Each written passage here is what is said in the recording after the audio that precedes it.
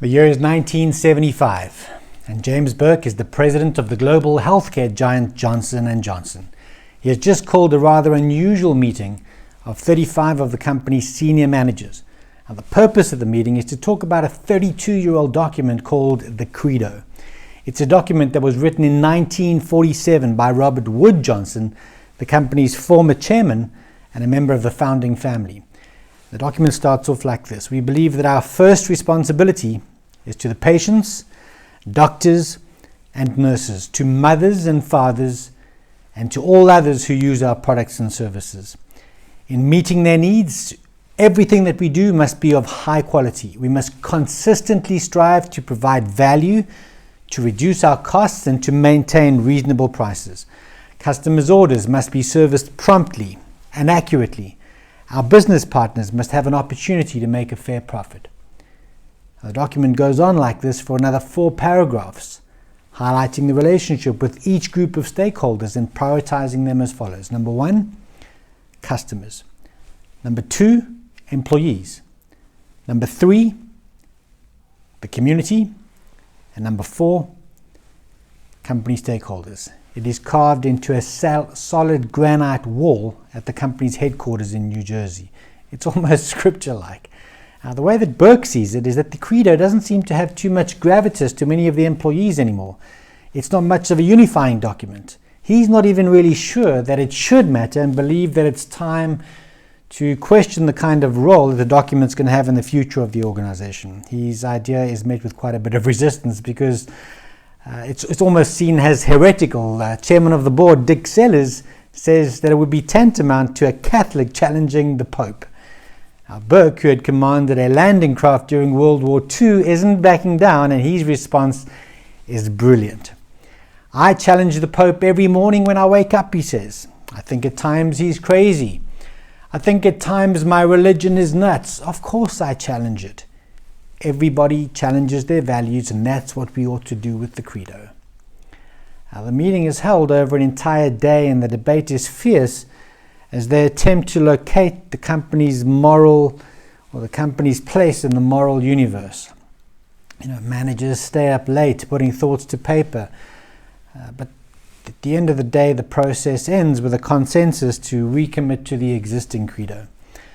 The conversation is recreated over the year, where Credo challenges are held at various levels of the organization. And these sessions seem to work because Burke and other members of the organization seem to notice that there is an increasing fresh awareness of the Credo within the organization.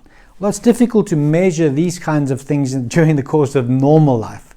But then again, life isn't always normal because fast forward a few years, it's now the 30th of September, 1982, and all sense of normality disappears because Burke receives a phone call informing him that 6 people are dead. They had ingested his company's product, extra-strength Tylenol capsules that had been laced with cyanide. Panic ensues in the streets of Chicago. Police roam the streets using bullhorns to warn people. Boy Scout troops go door to door to alert the elderly who might have missed the warnings. Another is dead the following day. It's all over the news, and as one news service calculates, the story is generating the widest news coverage out of any story since the assassination of President Kennedy. Johnson & Johnson goes from being a provider of medicine to a provider of poison within a few hours. Company headquarters is in a state of shock and disbelief. Their public affairs division is non-existent, and they don't have a system for recalling polls. Their media relations system consists of a spiral notebook. David Collins, who is chairman of McNeil Products, the subsidiary that manufactures the drug, says that it looks like the plague. They set up a makeshift war room and they start filtering all the information that's coming in. Victims' locations, lot numbers of the pills. All of this is scrawled on paper. It's taped onto the walls along with urgent questions for which they actually don't have any answers. Legendary advertising guru Jerry Della Femina tells the New York Times that Tylenol is finished and says they won't sell another product under that name. A 7-member delegation flies to Washington, D.C. to have meetings with the FBI and the Food and Drug Administration to discuss a future strategy. They're advised by the FBI to limit recalls to the city of Chicago only, since no poison has yet been located outside of Chicago. They advise that a national recall might needlessly frighten the public, perhaps embolden the poisoner, and encourage copycats. And they also don't need to point out that a national recall would cost Johnson & Johnson millions of dollars. Now, Burke and his team, think about it for a while, and then they completely ignore the advice of the FBI and the FDA. They order an immediate recall of every single Tylenol product on the market. 31 million tablets at a cost of $100 million US. Burke is asked about the rationale behind his decision, and his response is immediate. We believe that our first responsibility is to doctors, nurses, and patients, to mothers and fathers, and to all other people who use our services and our products. As the weeks go by, Johnson & Johnson essentially transforms itself from a pharmaceutical company into a public safety organization. They design and they manufacture innovative tamper-proof packaging. They develop exchange, disposal, and refund programs, and they build relationships with government and with law enforcement and with the media. They mobilize more than 2,000 salespeople to visit doctors and pharmacists, listening to their concerns and informing them of upcoming changes taking place. And then something amazing happens. After dropping to zero after the attacks, their share price begins a slow climb to previous levels, and then it continues to grow. They make hundreds of decisions on the fly, and the message is consistent throughout the whole thing. The public were going to be served first, because that's who were at stake. The credo is at the center of every single decision that is made. Everybody knows what to do. It becomes a hearts and minds level of engagement within the organization. And what happens is Tylenol's response becomes the gold standard for how corporates handle crises in the future. Now, we can look at this story, and on the surface it's about a large group of people responding to disaster with extraordinary cohesion and focus. But beneath that story lies a curious fact, because the key to that focused and adaptive behavior from the people at Johnson & Johnson can be located in that mundane one-page document.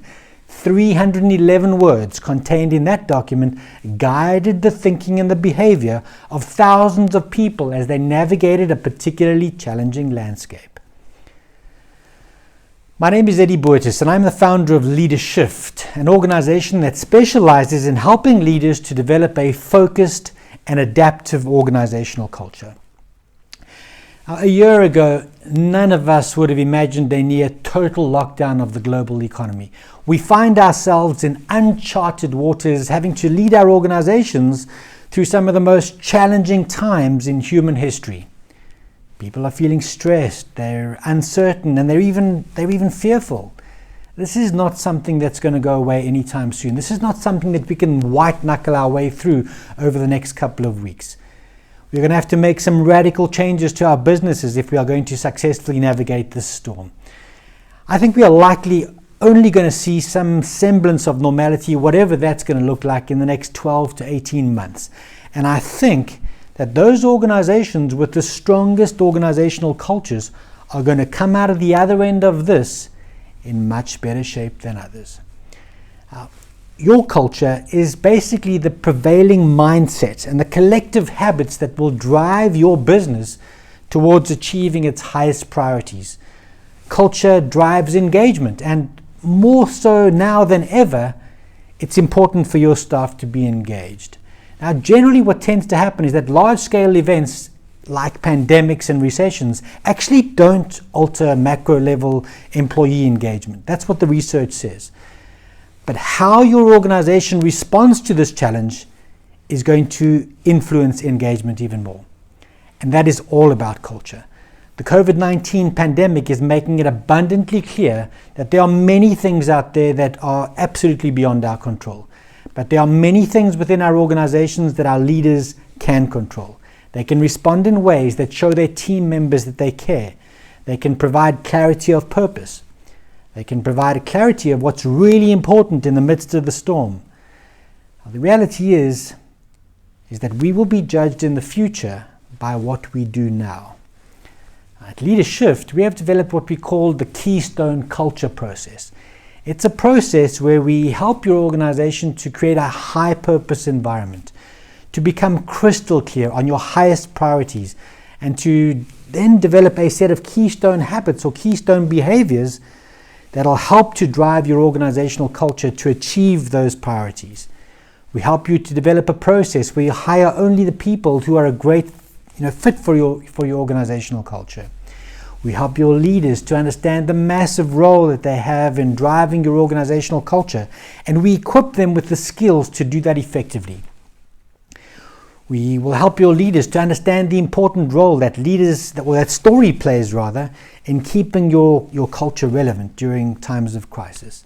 The COVID-19 pandemic has put an abrupt halt to all international travel, as you know, and we aren't able to meet with our clients face to face. And we have had to adapt as an organization. We've had to make some major changes to our business. The good news, however, is that we have gone virtual and we are equipped to work remotely with your team. We would love to connect with you virtually and with your team to share our process.